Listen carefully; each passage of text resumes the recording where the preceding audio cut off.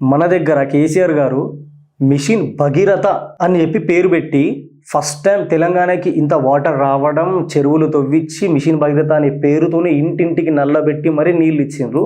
ఇంత గొప్పగా తెలంగాణలో వాటర్ గురించి ఇట్లుంటే ఇంకొక సైడ్ మధ్యప్రదేశ్లో the cleanest city of India అనే బిరుదు తీసుకున్న ఇందూర్లో భగీరథపుర అనే దగ్గర వాటర్ కలుషితమైపోయి బ్యాక్టీరియాతో కంటామినేట్ అయిన వాటర్ ని తాగడం వల్ల ఎంతో మంది ప్రాణాలు కోల్పోయినారు. ఆ వాటర్ కూడా ఎట్లా కల్తీ అయినాయి తెలుసా?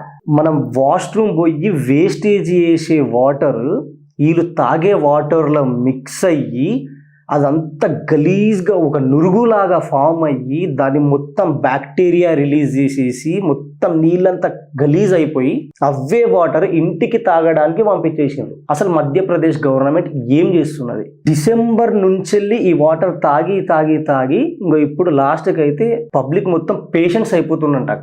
అక్కడ పబ్లిక్ కి మీడియా వెళ్ళి మాట్లాడితే గెలిచిన తర్వాత అక్కడ గవర్నమెంట్ అసలు ఆ ఊరిని పట్టించుకోవడమే మానేసిందంట. 3 years నుంచి అక్కడున్న లీడర్స్ అసలు ఆ ప్లేస్కి వెళ్ళి కనీసం ఎట్లా జరుగుతుంది, ఎట్లా నడుస్తుంది, పబ్లిక్ ఏమన్నా తిప్పలున్నాయా అని అడిగేటోడు కూడా లేకుండా అయిపోయిందంట.